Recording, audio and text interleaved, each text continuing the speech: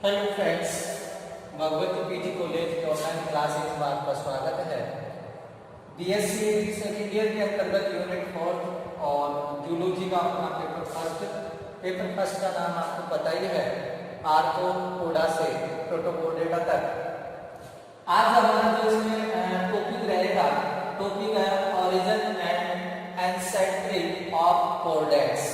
इसका मतलब है कि कोर्डेटा की उत्पत्ति एवं पूर्वजता।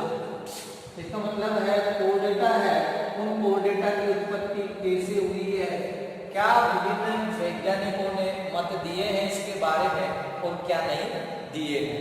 तो यह माना जाता है कि प्रथम जो कोर्डेट्स है, इसमें प्रथम जो कोर्डेट्स है, कोर्डेटा लगभग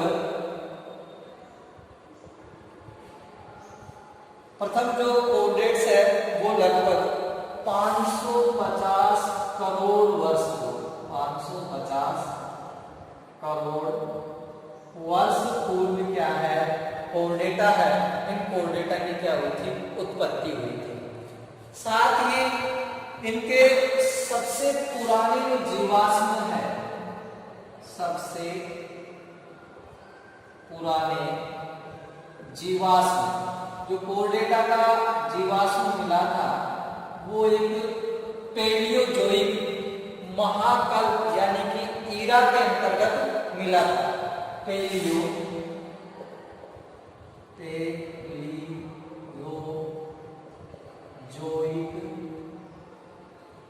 महाकल्प यानी कि ईरा एरा, महाकल्प एरा, पैलियोजोइक एरा के अंतर्गत जो ऑर्डोवीशियन कल्प की चट्टानों में पाए गए थे। ऑर्डोवीशियन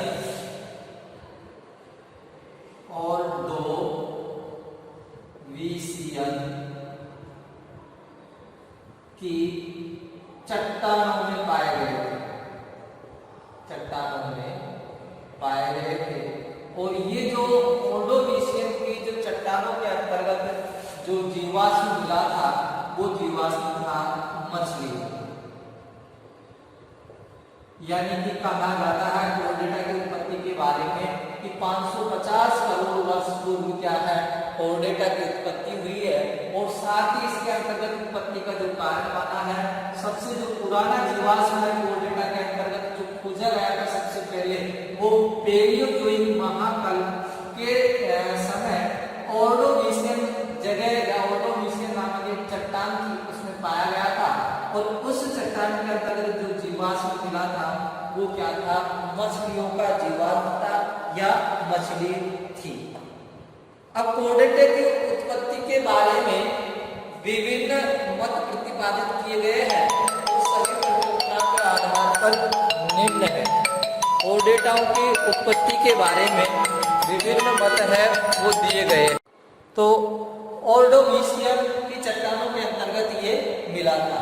अब इनके बारे में जो कोर्डेटा की उत्पत्ति हुई है, ये विभिन्न वैज्ञानिकों ने क्या है, विभिन्न मत एवं परिकल्पनाएं दी थी।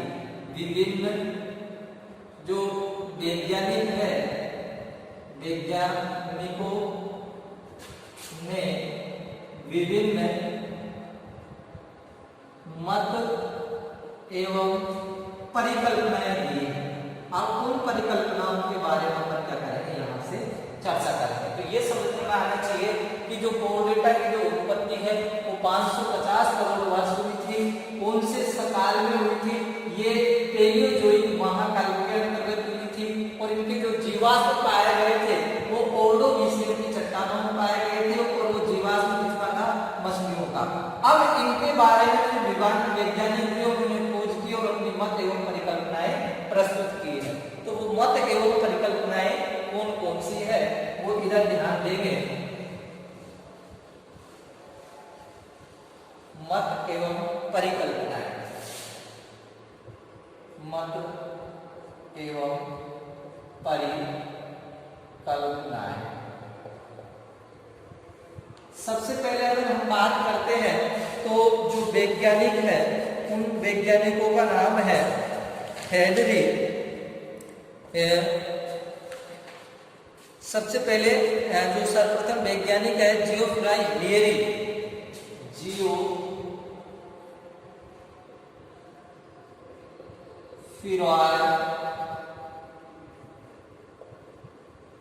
हिलेरी। इन वैज्ञानिकों ने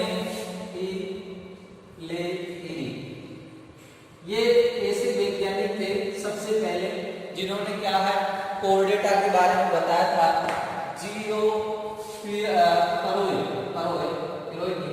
फरोई हिलेरी।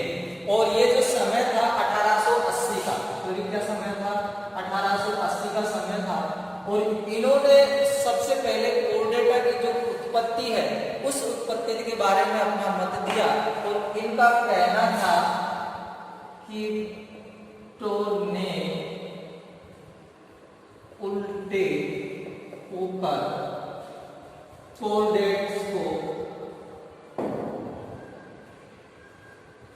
कोर्डेट्स को जन्म दिया है।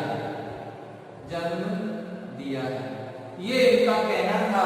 इनका जियोफ्राई हिलेरी ने 1880 के अंतर्गत बताया कि जो कोर डेटा की उत्पत्ति हुई है वो कीटों के उल्टे होने से हुई है। फिर उसके बाद में दूसरा जो मत या परिकल्पना देने वाले जो वैज्ञानिक के अंतर्गत कई वैज्ञानिक है जिनका नाम है डोहर्न भी इनके अंतर्गत दे रखे हैं। डोहर्न का जो समय 1875 और सैम्पर वैज्ञानिक का नाम है सैम्पर है। इनका जो समय है 1897। फिर उसके बाद में इसके अंतर्गत जो अगले वैज्ञानिक आए थे उनका नाम है पेटन। और फिर उसके बाद में ग्रास्केल, पेटन, ग्रास्केल, ये 1819 से, और इनका जो समय था 1912 तक इनका ये टाइम है। और जो ग्रास्केल का जो समय था वो 1896, 98, 1906 है। इनका समय क्या है 1896, 98, 1906।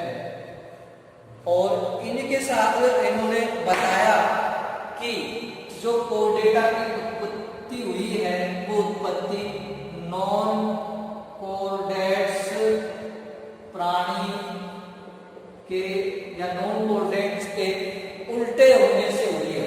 नॉन कोर्डेट के उल्टे होने से हुई है।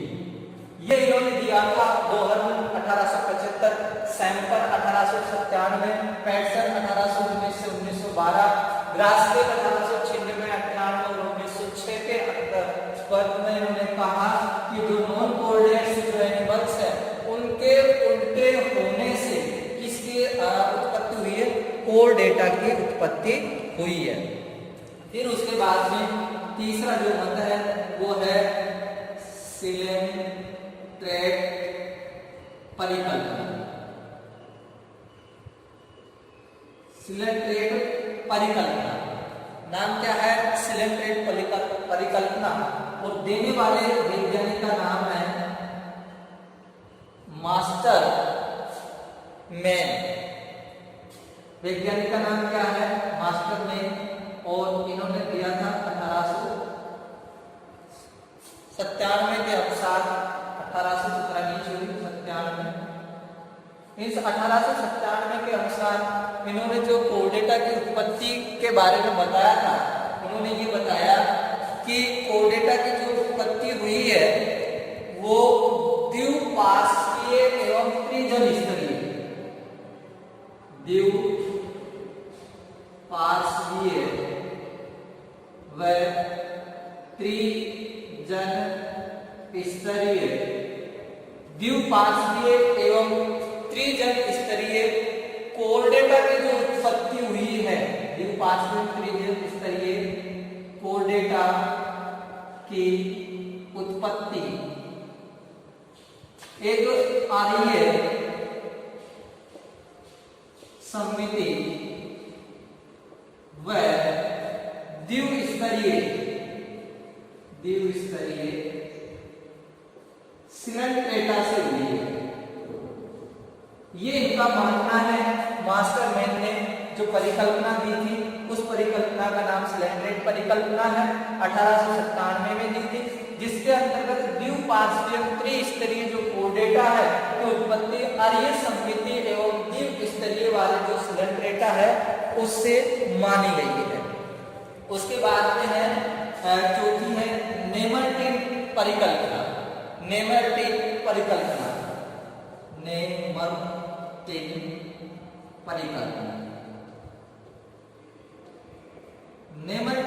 परिकल्पना को जो देने वाले जो वैज्ञानिक है उनका नाम है हुवर्चेट।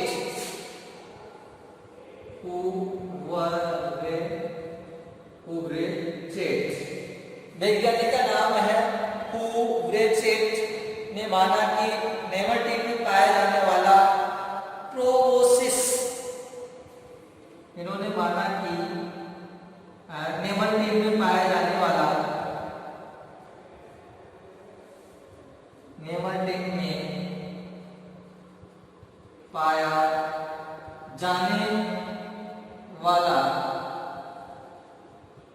प्रोबोसिस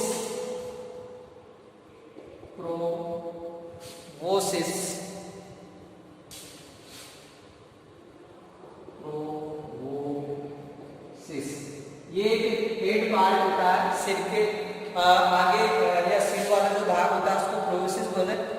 ये कोर्डेटा के नॉन कोर्डेटा के समान होते हैं। पाया जाने वाला प्रोबोसिस कोर्डेटा के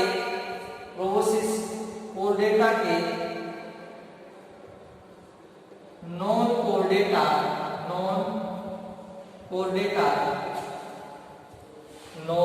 कोर्डेटा के समान होता है तथा पार्श्व रुधिर वाहिनियों का पृष्ठ अधर भाग की ओर खिसकना नेमरटिन कोर्डेटाओं के कारण हुआ है। उसके बाद में पार्श्व रुधिर वाहिनियों का, इसके अंतर्गत पार्श्वीय रुधिर वाहिनियों का, पार्श्व के अंतर्गत पाने जाने वाली रुधिर वाहिनियां होती हैं उनको पार्श्वीय रुधिर वाहिनियां कहते हैं। रुधिर वाहिनियों का पृष्ठ अधर भाग की ओर खिसकना, उनको पृष्ठ या पृष्ठ व अधर भाग की ओर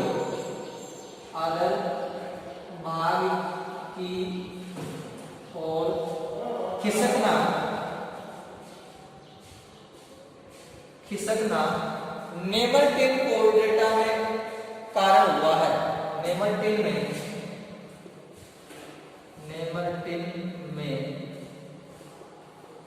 कोर्डेटा के कारण हुआ है। इसमें क्या है, एक नेमरटिन परिकल्पना है, इसको हुवर्चेट ने दिया था। सबसे पहले नेमरटिन की क्या है, फाइलम है, और ये फाइलम के अंतर्गत जो जंतु रखे जाते हैं वो रिबन समान होते हैं, यानी क्रमी के समान होते हैं।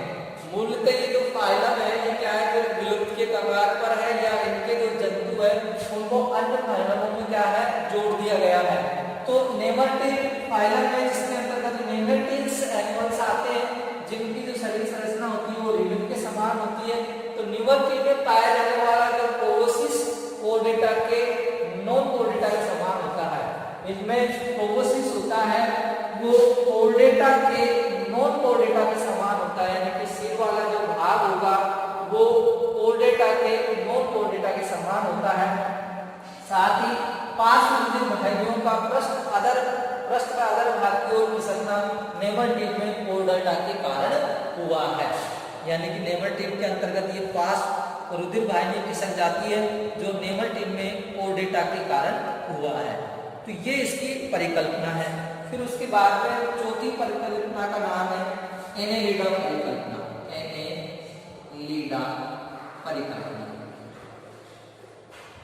एनेलिडा परिकल्पना के बारे में आपको बताते हैं किस परिकल्पना को सेम्पर, डोहर, मिनोट व कई अन्य ने बताया कि वैज्ञानिक का नाम क्या है? सेम्पर, डोहर और एक वैज्ञानिक का नाम क्या है? मिनोट। ये अन्य वैज्ञानिकों ने बताया कि जो कोर्डेटा है उस कोर्डेटा के अंतर्गत उत्पत्ति हुई है वो एनिलिडा से हुई है, यानी कि कोर्डेटा के पूर्वज निश्चित रूप से एनिलिड होने चाहिए और उनमें समानताएं भी रखते हैं। जैसे क्या क्या समानता होती है? जैसे ड्यू पास समिति। एक कैरेक्टर इसके अंतर्गत क्या होता है? खंड युक्त शरीर। शरीर के अंतर्गत क्या पाए जाते हैं? सेगमेंट पाए जाते हैं। और उत्सर्जन अंग एवं विकसित देह हुआ, एक इसके अंतर्गत पाया जाता है उत्सर्जन अंग एवं विकसित देह गुहा। यानी कि ये जो कैरेक्टर होते हैं, सेम्पर, डोहर ने मिनोट ने बताया कि एनिलिडा में ड्यूफास समिति पाई जाती है। शरीर क्या होता है? खंडयुक्त होता है। उत्सर्जन अंग के लिए किडनी वगैरह इसमें पाई जाती है। और एक जो विकसित देह हुआ है स्लोम है, इसके अंतर्गत पाई जाती है। इस कारण से इनको क्या है, इनकी उत्पत्ति है वो एनिलिडा से मानी है। इसके अंतर्गत कोर्डेटा की उत्पत्ति है वो किससे मानी है? एनिलिडा से मानी है। अब हम आगे की ओर परिकल्पना की बात करते हैं 6 नंबर पर, वो है इकाइनोडर्म परिकल्पना। 6 नंबर पर है इकाइनोडर्म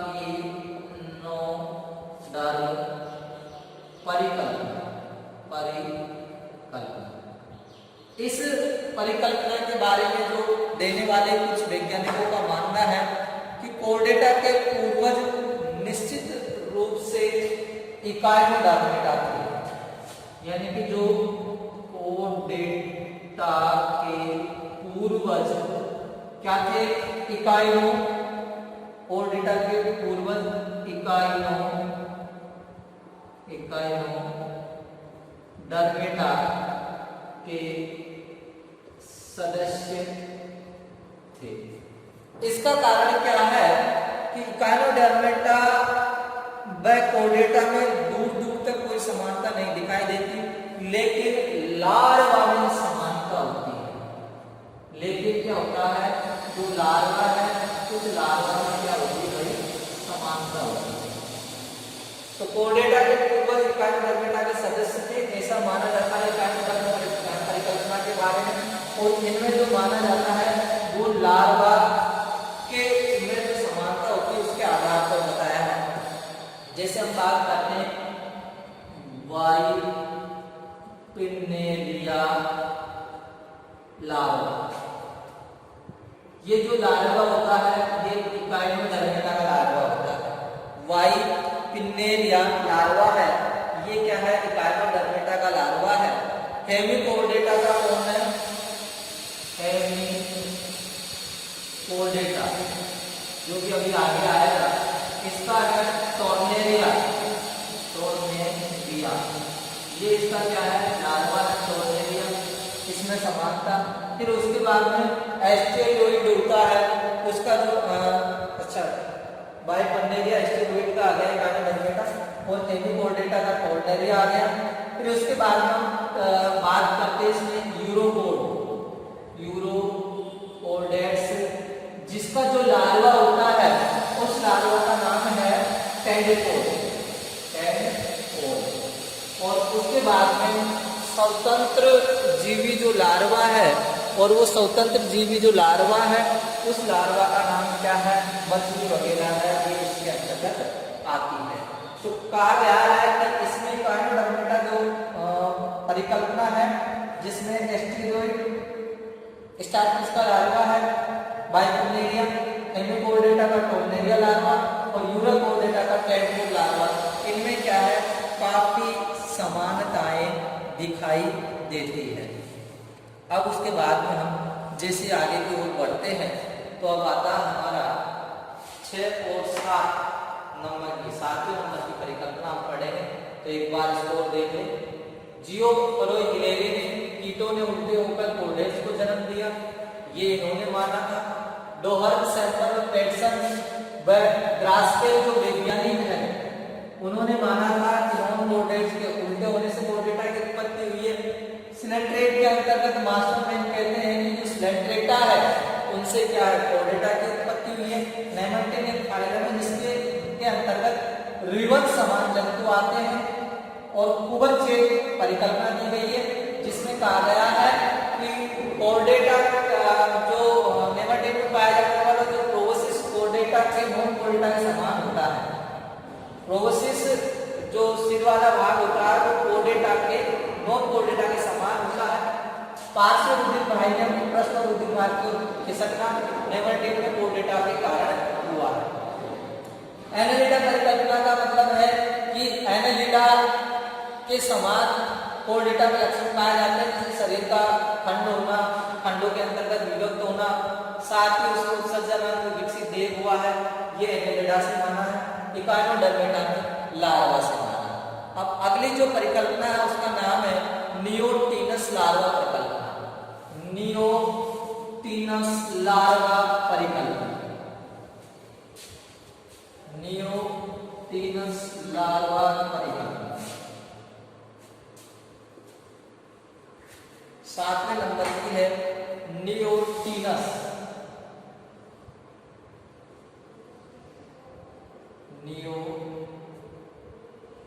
नियोटिनस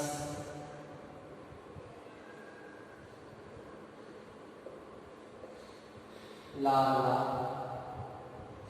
नियोटिनस परिकल्पना, लार्वा परिकल्पना।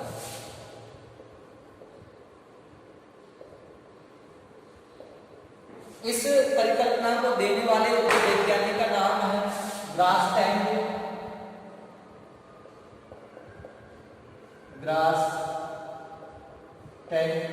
इस वैज्ञानिक ने इस नियोटिनस लार्वा परिकल्पना को दिया था। उसके बाद में ऐसे वैज्ञानिक थे जिन्होंने क्या नाम से कोर्डेटो के पूर्वज की खोज नॉन कोर्डेटा के लार्वाओं से की थी। इस ग्रासटैंग ने कहा कि जो कोर्डेटा है, कोर्डेटा की जो खोज है वो खोज किससे हुई है? नॉन कोर्डेटा के लार्वा से हुई है। ये इसके अंतर्गत है। नॉन कोर्डेटा का जो लार्वा है उससे हुई है। ग्रासटैंग ने ये सब बताया है इसके अंतर्गत। फिर एक जो वैज्ञानिक है जिनका नाम है एम.जे. वेरे। वैज्ञानिक का नाम क्या है? एम.जे. वेरे। इस वैज्ञानिक ने एक पुस्तक थी और उस पुस्तक का नाम है कोर्डेटा या पृष्ठवंशियों की उत्पत्ति। पुस्तक का नाम क्या है? पृष्ठवंशियों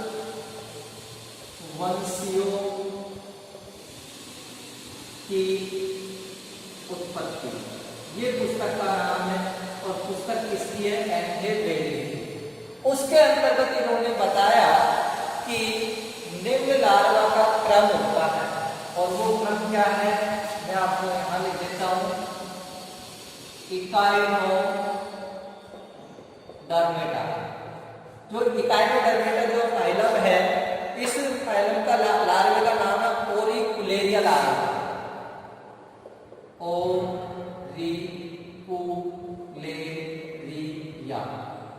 ओरिकुलेरिया लार्वा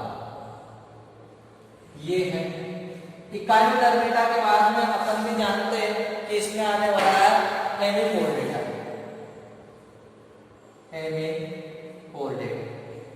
और इस हेमिकोर्डेटा का जो लार्वा है वो है टोर्नेरिया।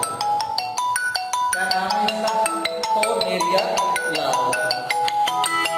और ये जो टोर्नेरिया लार्वा है कोर्डेटा का टोर्नेरिया लार्वा, और उसके बाद में जो लार्वा है वो यूरोकोर्डेटा का कौन सा लार्वा है? टोर्नेरिया हो गया। फिर उसके बाद में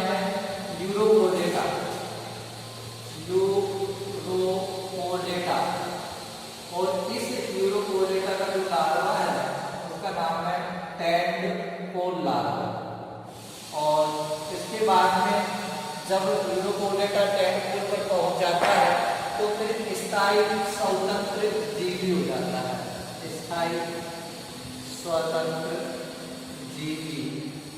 और स्थायी स्वतंत्र जीवी के अंतर्गत क्या आते हैं, कोर्डेटा, स्थायी स्वतंत्र जीवी कोर्डेटा। ये इसका क्या है भाई, लार्वा का क्रम है।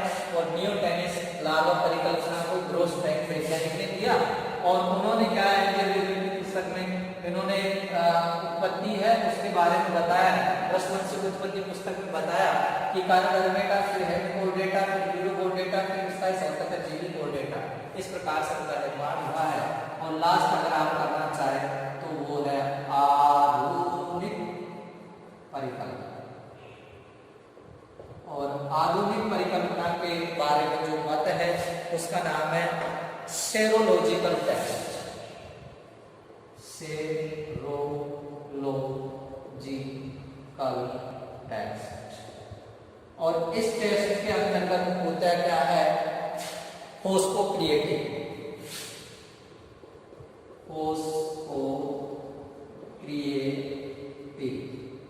इसका मतलब टेस्ट किया जाता है।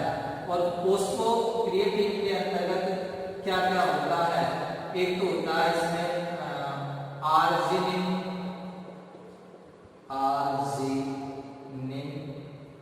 और एक प्लस होता है इसमें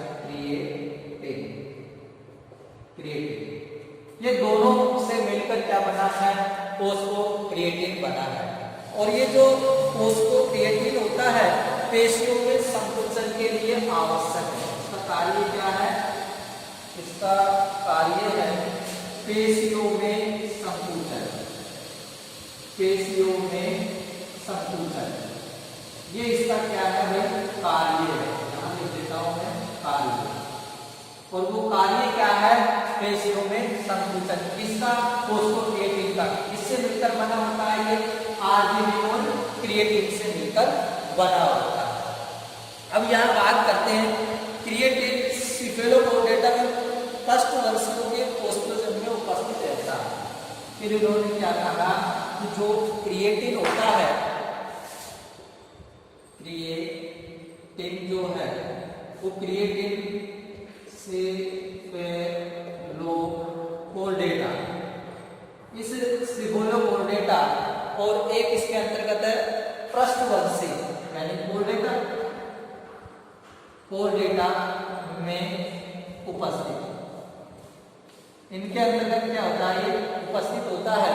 और अगर हम बात करते हैं काइनोडर्मेटा और हेमिकोर्डेटा के अंतर्गत, अगर इसमें हम बात करते हैं काइनोडर्मेटा व हेमिकोर्डेटा, ये दो फाइलम काइनोडर्मेटा और हेमिकोर्डेटा, तो इनके अंतर्गत क्रिएटिन भी पाया जाता है और आर्जिनिन भी पाया जाता है। आर्जिनिन होता है वो भी इनके अंतर्गत पाया जाता है। तो इस आधार पर हम कह सकते हैं कि सिफेलोकोर्डेटा जो में क्या अंतर्गत क्रिएटिन और काइनोडर्मेटा के अंतर्गत क्या क्रिएटिन और आर्जिनिन इन पाया जाने के कारण क्या है, इनकी क्या हुई है, उत्पत्ति हुई है। यानी कि क्रिएटिन पहले किसके अंतर्गत था, यानी कि ये पहले काइनोडर्मेटा यानी कि नॉन कोर्डेटा के अंतर्गत था, फिर उसके बाद में इसमें कोर्डेटा के अंतर्गत आ गया सिफेलोकोर्डेटा और आर्जिनिन। तो देखो यहाँ जब नॉन कोर्डेटा जिससे कोर्डेटा है तो इन्होंने माना कि नॉन कोर्डेट से कोर्डेटा की उत्पत्ति हुई है।